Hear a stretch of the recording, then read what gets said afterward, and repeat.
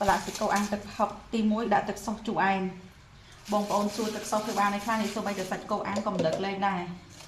ថែមជាមួយនឹងខ្ទិះដូងស្ងាត់ទៅច្របល់ឲ្យសព្វមក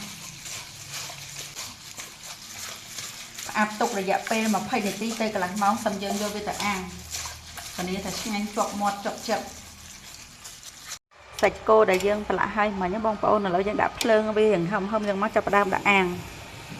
បងប្អូនចង់យកឆ្អិនខ្លាំងឆ្អិនតិចដាក់តាមការចូលចិត្តមកបងប្អូនមើលតំណងហ្នឹងមកបងប្អូនណាតនេនេះមកផ្ទះខ្ញុំអីខ្ញុំមានគ្រឿងខ្លែមមានសាច់គោអាំងទឹកប្រហុកបងប្អូនចេញទៅទឹកមកបងប្អូនសាច់គោអាំងទឹកប្រហុកខ្ញុំឆ្អិនហើយឥឡូវចាប់ផ្ដើមមកហាន់ដាក់ចានហើយនេះបងប្អូនរួចរាល់ហើយ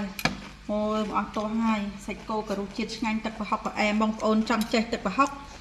ចូលទៅមើលនៅ Food ខ្មែរបងប្អូនទាំងអស់គ្នាបងប្អូនសួរថាទឹកសុសធ្វើអីបានខ្លះបងប្អូនចំពោះទឹកសុសខ្ញុំប្រឡាក់សាច់គោអាំងទឹកប្រហុកនេះគឺខ្ញុំប្រើជាមួយនឹងទឹកសុសឆាឡុកឡាក់ហ្នឹងបងប្អូនបន្ថែមតែខ្ទិះដូងហើយសាតេទៀតមករសជាតិអែមញាក់បងប្អូនទាំងអស់គ្នាចង់បានកុំភ្លេច Telegram 0713437847មកបងប្អូន